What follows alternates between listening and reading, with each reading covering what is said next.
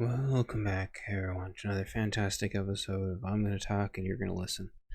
I'm just gonna jump right into the topic for the sake of the respect of everybody's time. And if you want to stay till the end, if you appreciate the content, stay till the end, and I'll talk about how to throw me some change or something. Anyway, support the channel. So I'm going to talk about burnout again. This is a special request. And I've already done one episode about burnout. But every time I re-experience burnout, it makes sense for me to try to talk about it again. Because you don't experience burnout during burnout. And by the way, this is going to be like a free stream of consciousness. I don't have notes here. So you don't experience burnout truly until once you're out of a burnout phase. I used to call it survival mode, but I realize now, after experiencing severe burnout multiple times, that's really what it is. Burnout is an ugly thing, but it's not something to be ashamed of. It's not something to deny exists, and it most certainly isn't something to ignore. There are toxic management components to it, but there's also a component that is at least partially self-imposed. And before you click away, I'm going to try to explain both of those things. I'm doing this purely by memory, though, so I'm going to do my best. When I say much of burnout is self-imposed, I don't mean that it's something that you are actively, intentionally doing to yourself, although it is very possible that you are, especially if you are being a workaholic to run away or to hide from something. But when you are in burnout,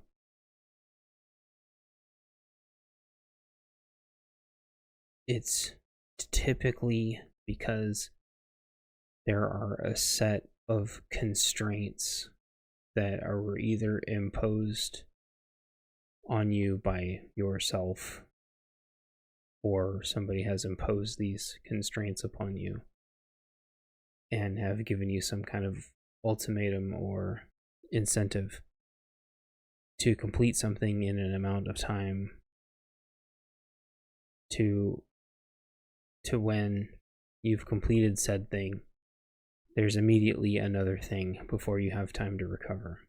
And that is how I would define burnout in general. So let's start there. That can mean just trying to get to the weekend but not being able to make it. In severe cases, it could mean being on projects for months or years with no breaks. And I mean working over Thanksgiving and Christmas, no breaks. If it's completely self-imposed, that's usually people who work for themselves and they're working like dogs. They may or may not even be properly compensating themselves. But at least then you could argue, if you're working for yourself, you do have at least what I would call a finite goal, where if you're working for a mega corporation, they have nearly infinite goals and they will work you to death, and they do not care about you because human life is cheap. And that is a cold, hard fact that the vast majority of the people that you will work for in your life do not care if you die. Period. That information in and of itself doesn't help you, though. I'm not easing into this, and I apologize. That information doesn't help you. But why am I telling you that? Because there's some things that you have to do about that. The first and foremost is figuring out how to prioritize things that actually have some legitimate or realistic due date. Like, if you're an accountant, there's actual legitimate dates that meet real things.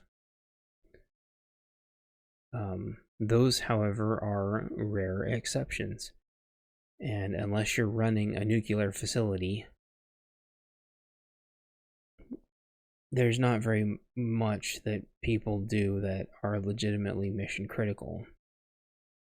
However, management, and this kind of leans back over to the toxic management side, they will lead you to believe, or incentivize you to believe, or terrorize you into believing that things are time bound when in reality they are not.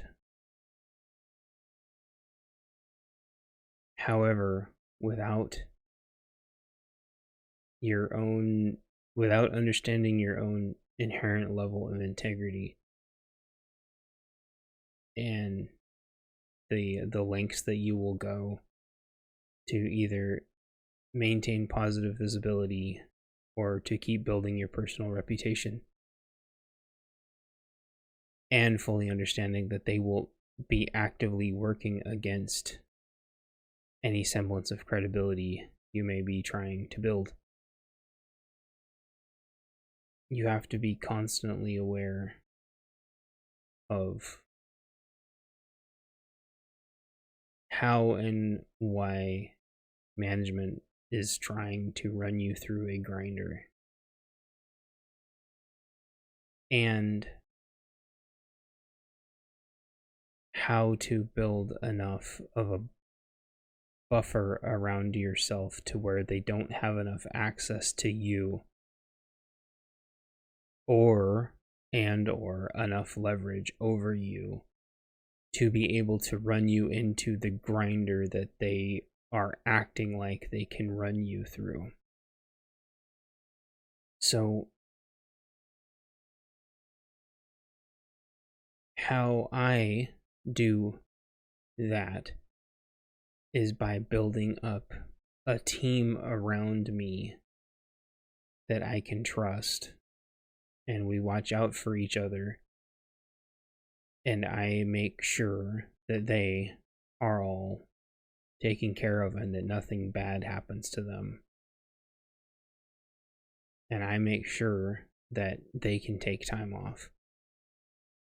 And I make sure that they're taken care of, and I make sure that nobody is messing with them. And if that means going all the way up to the top and taking care of business, I do it. You might ask yourself, though,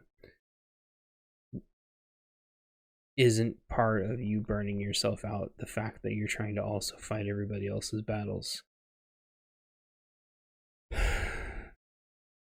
Yes and no. I have been told directly that in almost the same breath that it's not my job but management's job to look out for my coworkers. I have been told in nearly that same breath that I spend too much of my personal capital looking out for myself. Therein lies, this is from somebody very high up, therein lies the dichotomy. They are neither looking out for me nor my coworkers. At the same time, they are telling me to not look out for myself or my coworkers. It is incumbent upon me to look out for myself and my coworkers. However, management will lead you to believe, in actuality, that you should be looking out for them when there very nearly is no incentive for you to do so. They will lead you to believe that they can help you in their positions of power. And in actuality, most toxic managers have absolutely no power whatsoever.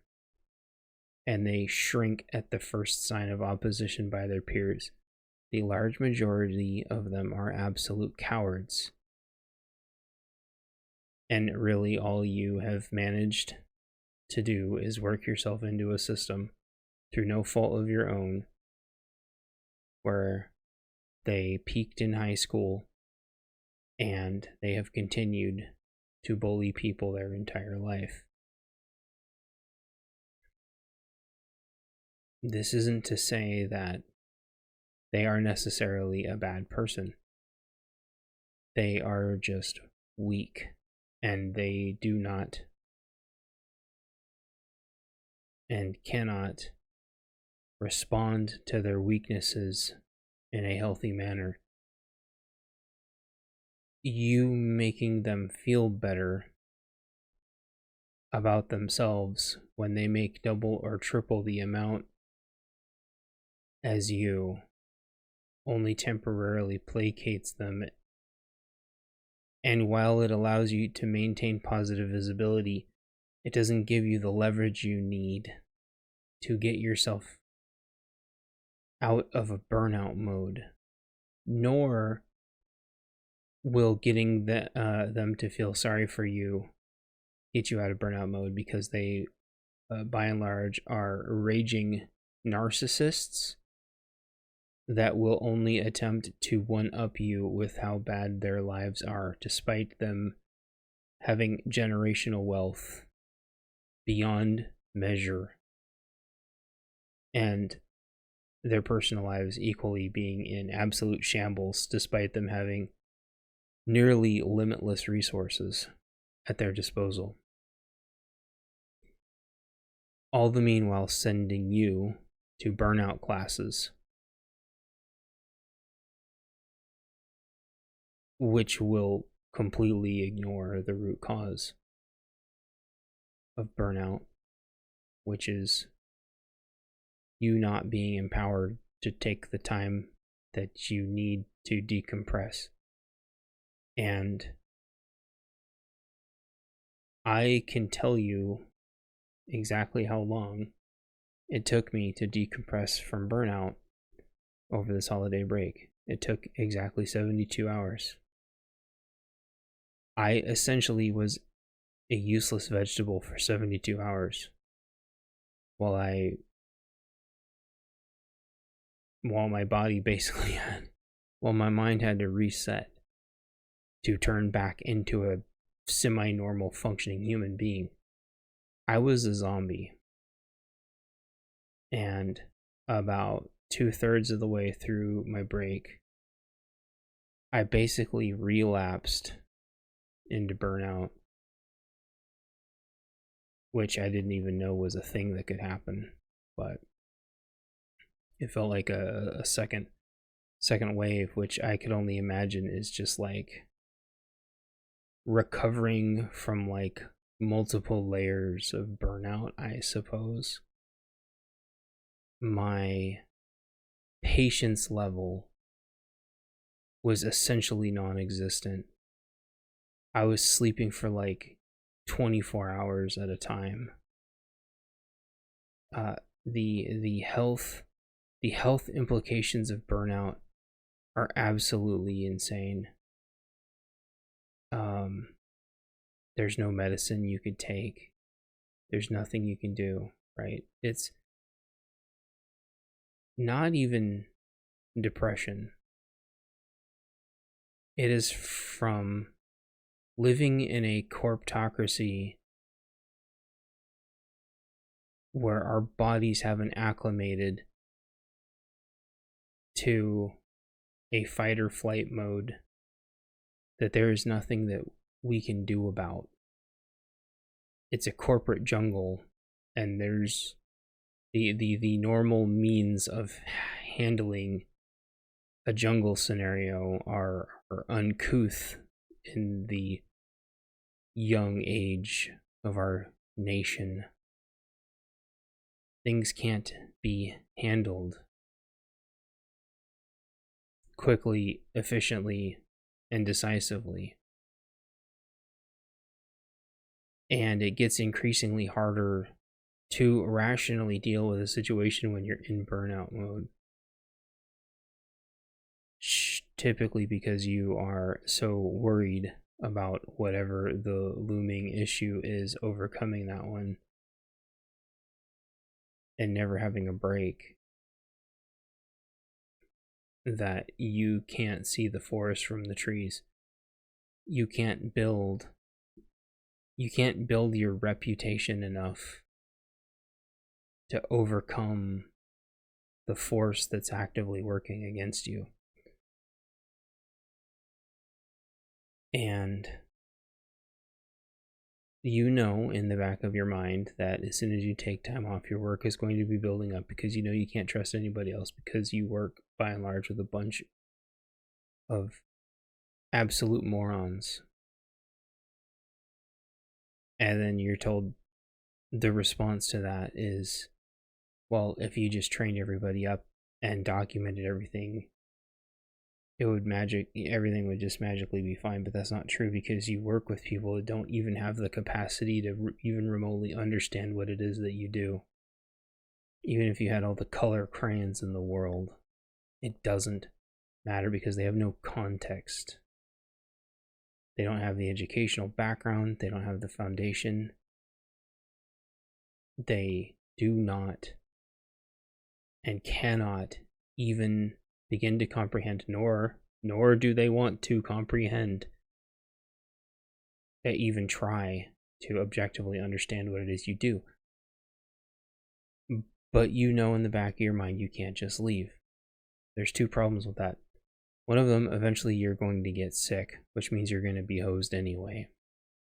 But that's not an excuse.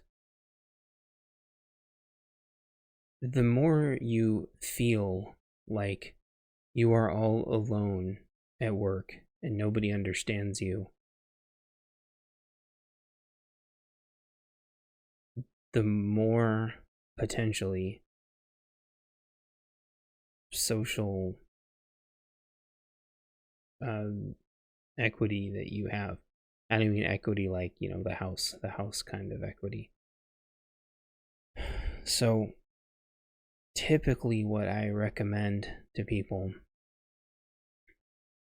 is to create some kind of ultra dumbed down chart that management's going to understand.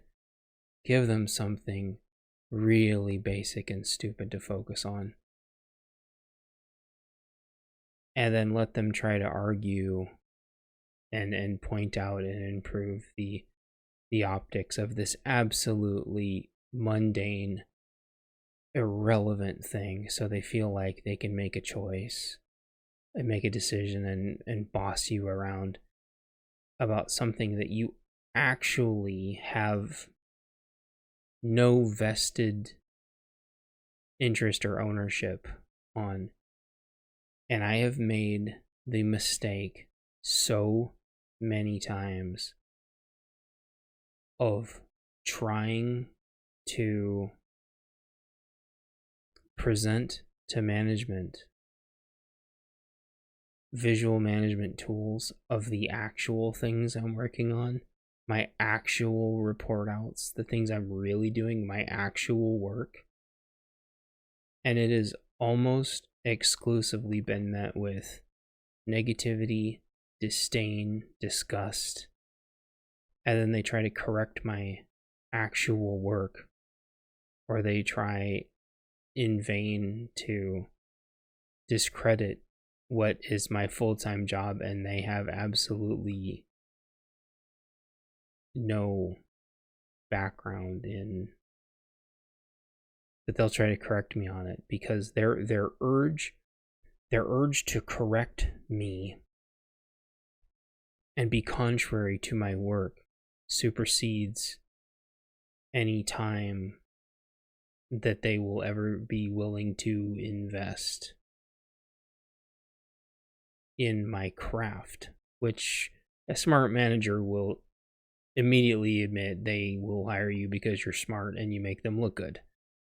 A bad manager will hire you and then beat you down to their level and then kick you to the curb anyway after you submit all your work, and they steal it and make millions and millions and millions and millions of dollars off of you.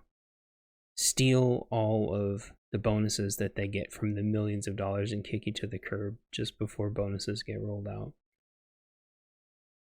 So those are the two different kinds of managers. One of those managers will burn you out and kick you out and fire you over Christmas. The other manager will make sure that you have a house and that you're taken care of and that everybody gets built up together.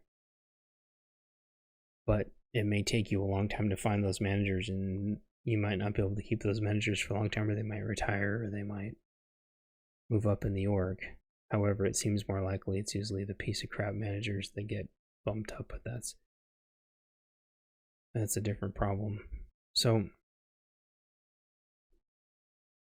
how do you then create really simple visual communication tools? Right, you start by including things that, if the manager changes around, have absolutely no impact on anything. And I usually start by ultra high level bullet points of what I'm working on in a Kanban board. I don't include any more than the absolute basics in each one that I need to know. And if you do that within a couple days, your Kanban board will be impossibly huge.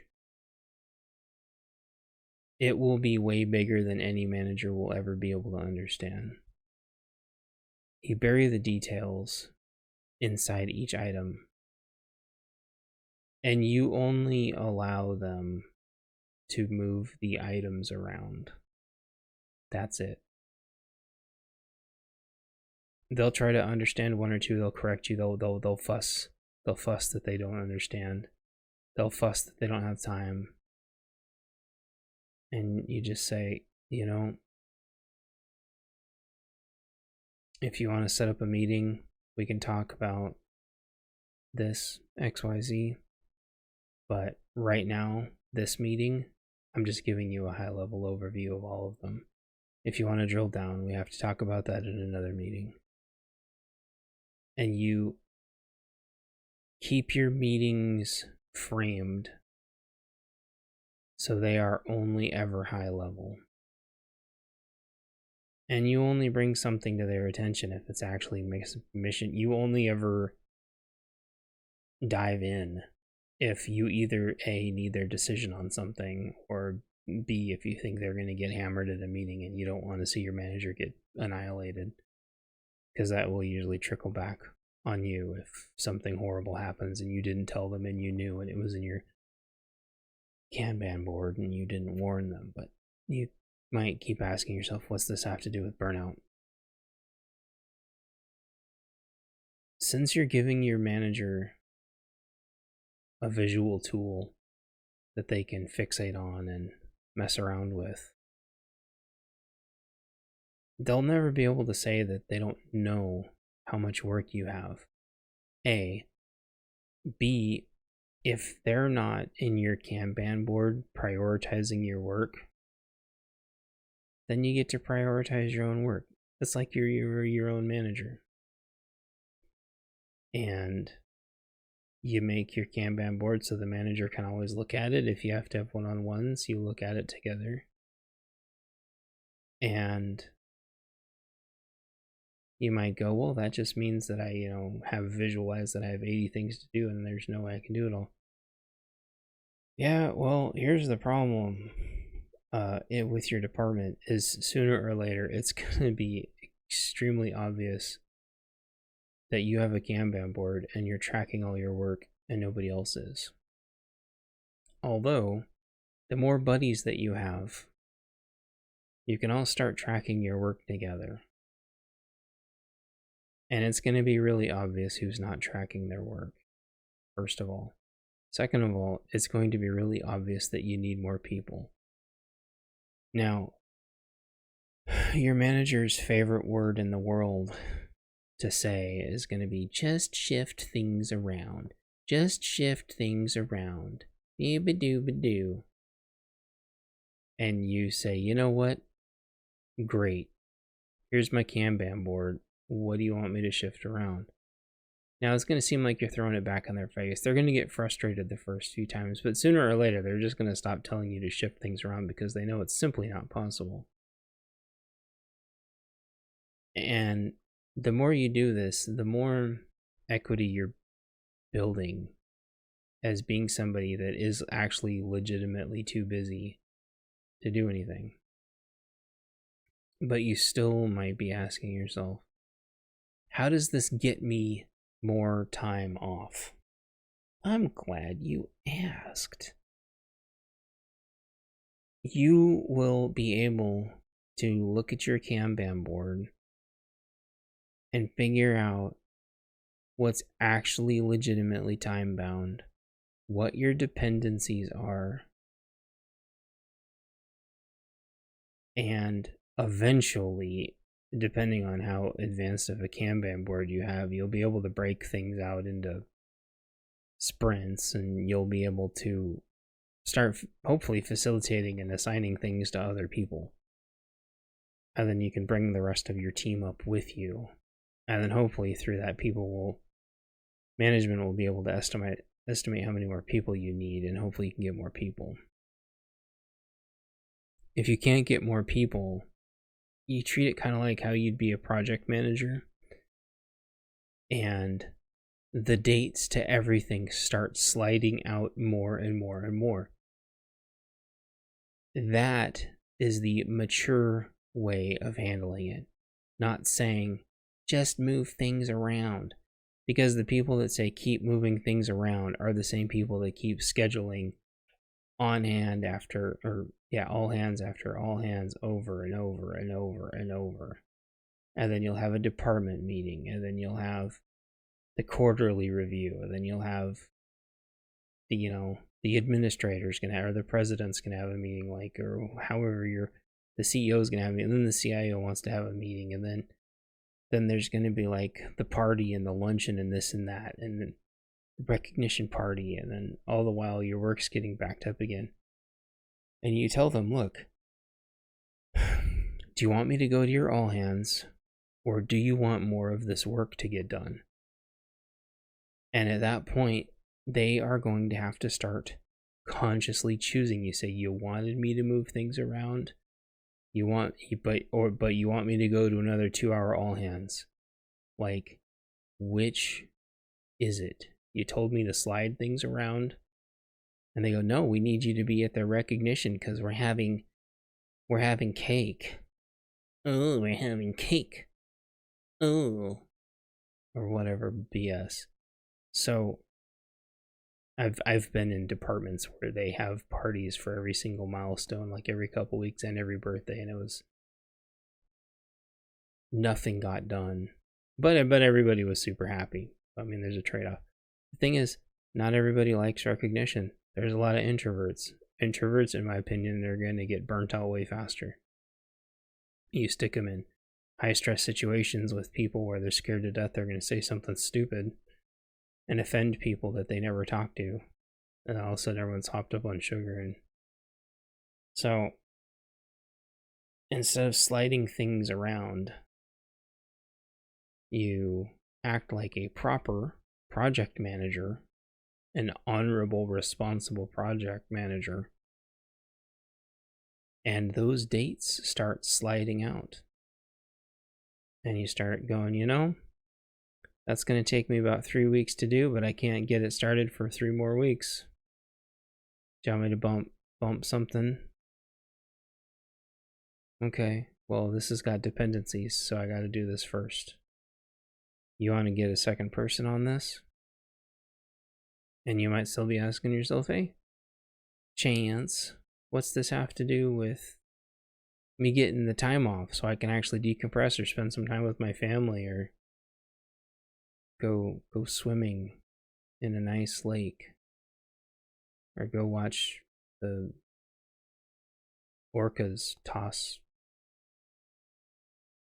baby seals around in a giant hunting pack or whatever it is. Different people do different cool things. I want to go watch the meteor shower. I want to go watch the aurora borealis or whatever it is you do. Like, how does this get me more time? What are you trying to sell me? I'm not trying to sell you anything. These Kanban boards are free, but most enterprise systems have them. How this gets you time off is you just slide everything out so your deadlines still work. You build enough buffer in your deadlines so you can actually take time off. You, especially for holidays, especially for Thanksgiving, Christmas, and New Year's. So typically what I do is spring break-ish, you need to add at least a week to like everything. Even if you don't take time off, other people are going to take time off and your timeline is going to be hosed anyway if you have dependencies. Summer, you need to add like 2 or 3 weeks. Thanksgiving and Christmas, you need to add sometimes 2, 3, 4, 5, 6 weeks. Now, obviously, like I said, if you're an accountant, that's a different story. But for everything else, that's how you start breaking your time out. And yeah, sure, all of a sudden you might realize it's going to take you 9 months to get anything done. But if you end up in the hospital because you're too sick, it's not going to matter, right? This isn't even about pacing yourself. I'll repeat what I said at the beginning. You're not going to know how bad off you are right now until you take enough time off to come off the burnout that you're in. And I found this out last time when I went camping, and I couldn't even absorb the campsite. I couldn't even see it. It was like watching everything through a tiny screen. It was terrible. That's happened to me several times. I would bust my butt to get my work done, to go to my camping spot, which was my little slice of paradise, to go stare at the trees. And my brain had like surpassed the point of being able to comprehend the fact that I'm now in like a peaceful, safe, my safe place. And that was happening when we were going at the beach too. And I get it, like, you're like, oh, Chance, now you're talking about you need to pad your vacations too. Yes, exactly. If you know that you're going on vacation, you give yourself a couple extra days off before you go. And then you give yourself a couple extra days off when you get back. You start padding in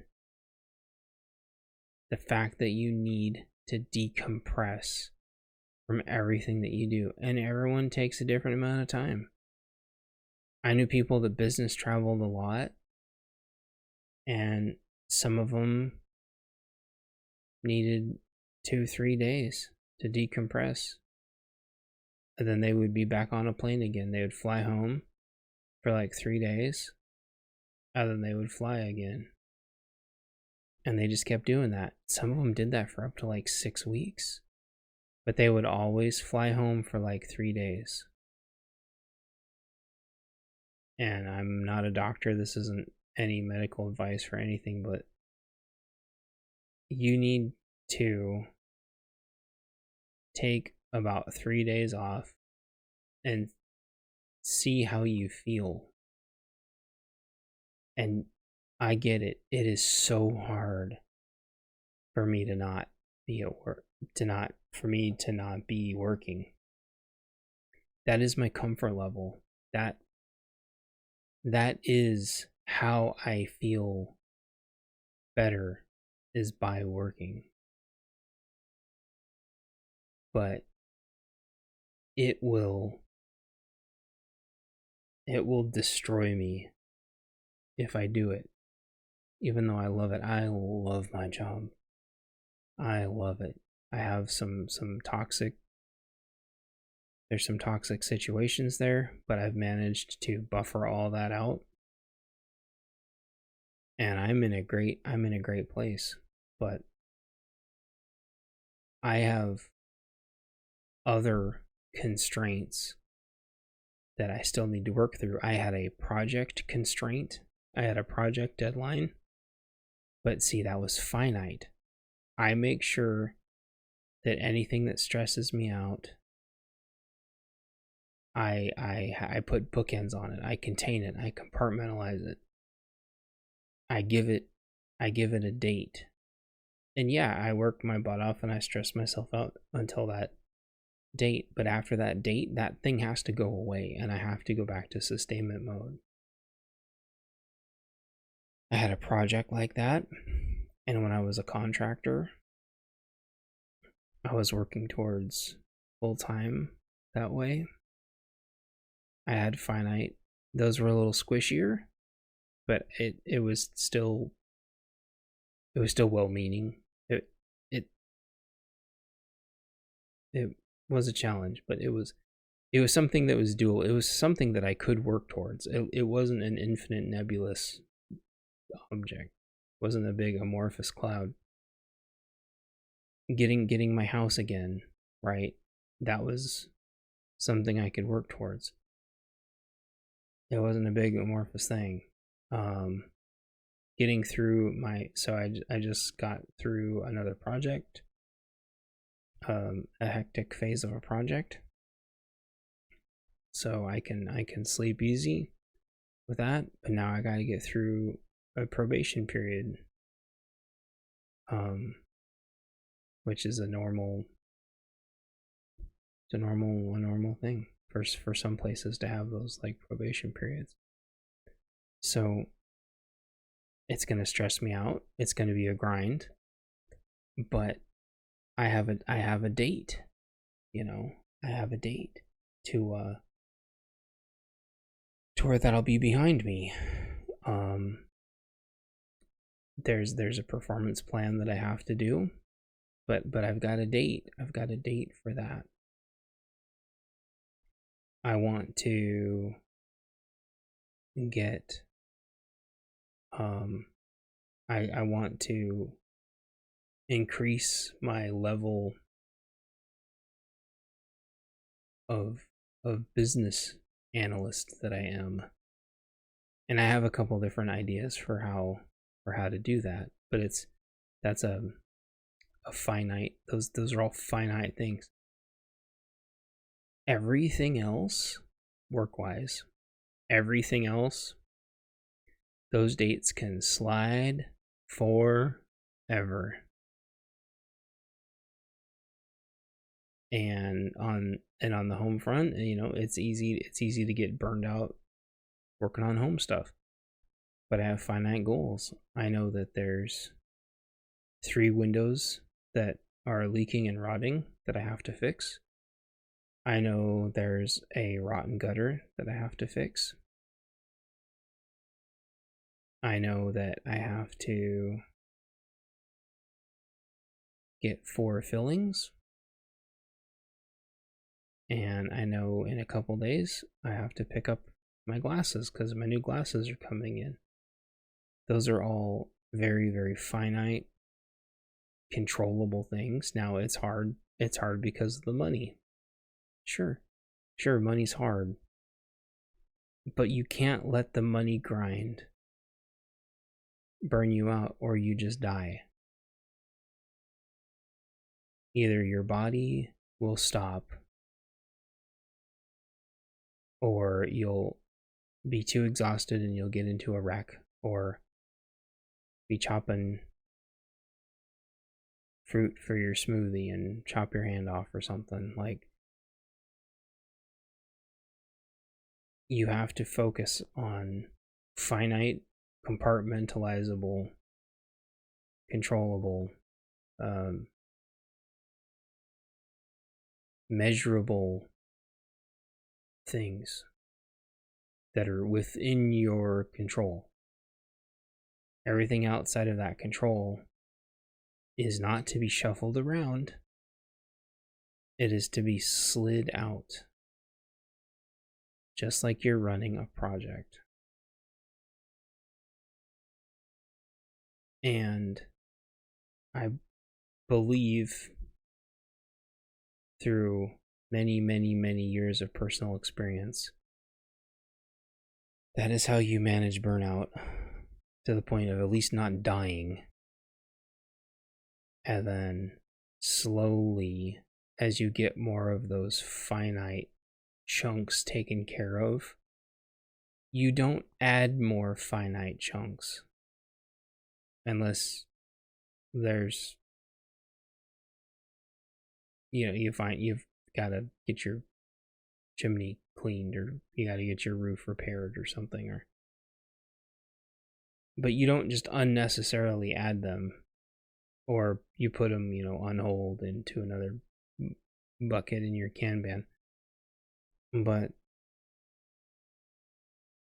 as you create this, you enter what I like to call sustainment mode, where you can start living and enjoying life again, and then not go into burnout mode again. And what's going to happen is you may not be a happier person, because that's going to be a lot on you, but you will at least be able to absorb everything, or at least absorb a lot more. And usually what that means is not only are you more aware, but you're more cognizant of everything. The more you'll realize that you've been a zombie for a really long time, and that you haven't been able to enjoy the things around you that are beautiful and important. And again, I will tell you, chances are your manager does not give a shit if you ever get out of zombie mode. Right? Nor is it their job to make you do that. But that leads me into my other point, which is, it is your job to set boundaries with your manager, or if it's your spouse or your dog or your cat or your bird, to set boundaries. But you have to set boundaries in a way that they understand, especially for just managers that have extremely, extremely simple brains and absolutely zero qualifications. And I will say, this is exactly why you will ask managers for technical advice, and they will change some grammar and punctuation. And you just pat them on the head and go, I've been doing this for 20 years, and you just ran Microsoft Word's spell check on this, and what do you think about the content? I mean, you don't say that because that's just being a jerk, but you say, okay, thank you. I really appreciate that. What do you think about the content? And if they say it's fine, 99% of the time because they don't understand it. You go, okay, cool. And unfortunately, you've got to suck up your pride that they just crapped all over you because of the grammar, and they want to correct you on grammar. But here's the thing. It's really easy to be spiteful at management for correcting your grammar or making the grammar, the punctuation the way that they want it to. But there are times where the documentation is going to be public facing, and it is very appropriate for them to be doing that. Should they also be checking the content and trying to understand the content? Yes, but most managers that are that insecure won't go public facing with your content unless they are ludicrously narcissistic. And that's when they start changing your presentations around, all the way up to and including putting things that are completely inaccurate. And if you're in the data analysis field, how this will manifest itself is managers asking you to run data to support whatever narrative it is that they're trying to portray, instead of just asking you to be honest and just running the data. And then if it supports their narrative, great. If it doesn't support their narrative, then they need to check their preconceptions. So it can take many forms, right? Micromanagement, or them wanting to jump into decision making without asking their subject matter experts. Like, it undercuts it's going to feel like it's undercutting your credibility, but by not trusting their people, they're not saying that you're worthless. They're saying that they don't value you and they don't trust you, because typically they don't understand you and they don't value you. Which is why you have to gauge your own value. Which, a good way of doing that is by getting your buddies together and making a Kanban board of all the stuff that you do. And it's going to seem like busy work if you don't do it right, or if you put too much detail into it. But the reality is that, like, it actually helps you not forget things. And it helps you put in notes for later, and it helps you see if stuff's popping up again. I just used mine earlier, and I opened it up, and I was pleasantly surprised to see that it had all of my accurate notes in it from exactly what happened the last time, and it confirmed that everything I was seeing was happening all over again. And when you're doing software QA, like, not going insane with recurring old issues is just icing on the cake, I guess you could say. So, yeah, to just not know that you're going insane when old issues keep cropping up. So then you mark them in the done, and in the done bucket. And I gotta tell you, there is nothing more rewarding than dragging something into the done bucket. Kind of like, well, if you run a ticketing system, being able to mark complete on a ticket. And what a lot of my coworkers would do, if they had like a whiteboard and they're trying to get to sustainment mode on a project, they would be done. They would get done with something and they would erase it. Like, don't you dare erase it. You cross it out. You deserve to cross out that line item. You earned getting to cross out that line item and say that you're done with it. You earned that. And it builds not only their confidence in themselves, but like they get to literally visually see the accomplishments that they're doing. They get to actually feel like they're making progress instead of it being like Groundhog Day and they're just immediately being another issue to solve. And just this never ending hell of putting out fires, right? And if management walks by, if they care, they get to see that you crossed out an item. Hell, maybe even like say, hey, cool, I'm crossing out something. Tell all your friends.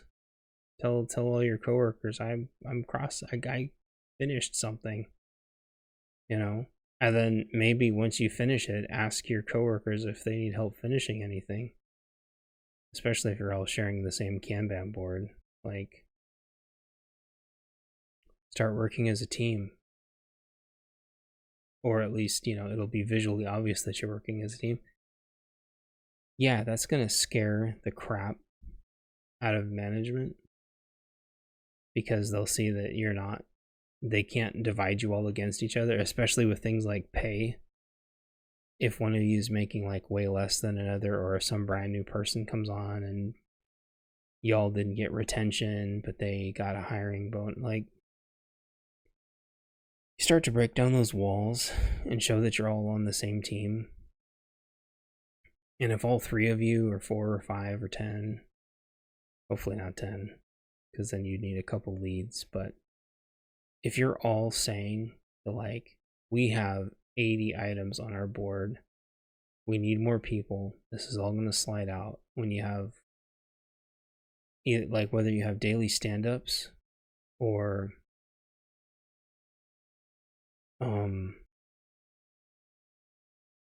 whether you have one-on-ones or team meetings, whatever it is you have. And sometimes you might have a one-on-one with your lead, and then a one-on-one with your manager, and then a one-on-one with your whatever the next level up from a manager is in your org. But you just show them all your Kanban board. Say, this is what I'm doing, this is what I'm working on. You can look at it whenever you want. And then when you're in your meetings, you sit there and you put your notes in each of the little items in your Kanban board, and then you slide the little boxes around. Scoot them around if you got to pull something back, if something isn't a priority anymore, if something's becoming a priority. You're always ready to talk about your workload. Your workload's not some secret that can be argued with. And for the longest time before Kanban boards, everyone had visual communication tools on their cubes. It was very common for people to have little ways of ordering their day. And for daily work, depending on how grindy your daily work is, that could be really helpful. But I haven't seen like a daily grindy virtual Kanban board yet. You can do that with sprints, but it's easier if you have a project coordinator, if I'm being honest. Personally, you're lucky to manage about 3 things a day. Unless the things you can bust them out in like 15 minutes a piece. And if you can bust them out that fast, then you don't really need visual communication tools unless your manager's absolutely insane. But if something takes more than a half an hour, or if something's going to keep popping up over and over and over and over again, you put it on your board. Take some satisfaction that you actually completed and finished something. That is not going to help you with burnout, though. But what it will do is it will boost your the personal currency that you have. You will have inalienable evidence, unequivocal evidence of the ludicrous amount of work you're doing and what parts of your work can be slid out, what parts of your work can be shuffled around. And every time management says, what do you need? You say, I need more people and less meetings. Unless the meeting is about something on this board, I don't want to have it. I don't need your recognition. I don't need to go to another, you want me to do another team building exercise? Our team's doing fine. If you want to do something with the team, let's get together and have planning sessions of how we're going to knock all this out. You pay me to work. I'm here to work. This board is my work. And I need to take some time off here. And so this is going to have to slide out a week. And if it can't move and you need it done in time, then you need to stick a second person on it. And eventually you get through your time-bound work and the rest can just slide. And you get to sustainment mode and everything slides until it's time for more time-bound stuff to come around. And then make sure you throw things like documentation on there. They want you to document so stinking bad. Throw documentation up on your Kanban board. I guarantee you'll never get to it because you'll be too damn busy with higher priorities. They will say that to you till the ends of time, and the second you put it on a Kanban board, you will never touch it. Unless they put it in your performance plan, then you're hosed. But then you figure out how many that you need to do in your performance plan, because your performance plan should be measurable. And then in your Kanban board, if it's got to do, document 2 things, you document your 2 things, and then you close it. There you go. And if you document more than 2 things, throw them in there so you remember it later when it's performance time. So, yeah. I think I covered just about everything.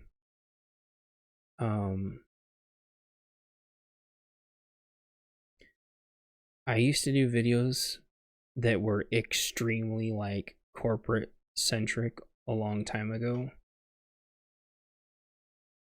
And they helped a lot of people. Some of them helped more than others. I think the algorithm was at fault for a lot of that. I also got accused of sounding really sleepy and stuff, but this is just how I talk, to be honest. It's also 1 a.m. and I've been peacefully listening to the pouring down rain for hours. So, besides a little bit of vertigo about halfway through this, I actually feel pretty at peace, if I'm being honest. And if you're out there listening, I want you to be there too. I want you to feel at peace and feel like you're in control and not feel like there's some sociopath lunatic micromanaging your life until you die. Because, in my opinion, doctors should be able to do something about that. I think it is inhumane and borderline psychopath to treat people that way. And if you're out there and you're listening, you deserve better. Do not wait until you're sick or injured or you've missed your family moving on without you to just try to make money. And I'll end with this. You have to be ready to lose everything. The concept of most of the possessions that you have are a big chunk of the invisible chains that bind you. You can reset your perspectives in life, in your needs, and you prioritize your family above all material possessions. And you'll realize that most things are not important. And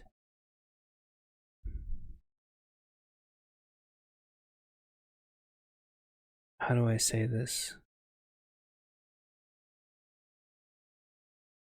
look for other jobs. If you have to look for other jobs, talk to your friends about who's hiring. Have backup plans. Look at the copies of everything you do and realize how much you've accomplished, and realize how much you're worth versus how much your management makes you feel like you're worth, whether that be through retaining bonuses, retention bonuses, you asking for a pay raise and they just laugh at you, and then they give their chucklehead nepotism buddy something instead. Like, no matter what they do to you, you have to find your worth. And one of the ways that I do that is I go look at contract job positions for exactly what I do and realize that those contract positions are making 30 to 40% more than what I make. I do not let that get me down, because I have a compartmentalized plan to get me to where I want to go that is going to get me there regardless of all the squishiness. But I have always been able to, well, except for gigantic economy crashes where nobody's worth anything, that's nothing you can do about that. You'll have plenty of time to think about it, though. But in the meantime, when the market is like it is now, go look at what your job's making at other places. You might realize that going somewhere else gets you a 30% increase, and then you realize all your money problems could go away overnight. Or you might realize that you value stability more than money a little bit. You might realize that if you switch, everything could crash, but where you'll stay at is stable, and when the market crashes, money is worth more than being unemployed. Or you might realize that everything is switched into digital currency and no amount is going to save you, in which case you need to be reprioritizing the most important things in your life and making sure you angle your efforts towards that. So yeah, I think that's everything. And if you appreciated this, if this helped you somehow, I write partial collapse apocalypse fiction, and I wrote a newbie prepper book, and I have a coffee page, and I'd really appreciate you checking all that out. And take care of yourselves. Nobody is going to take care of you except for you, and then you can take care of other people. Take care of yourself first. Even your own family. Like, love your family, but do not allow yourself to get burnt out to the point to where you won't be useful anymore to help take care of your family. You're no good to your family if you burn out and you're brain fried. So I appreciate you all. This has been Chance Paladin, and take care until the next one. If you have any questions, leave them down in the comments. Bye-bye.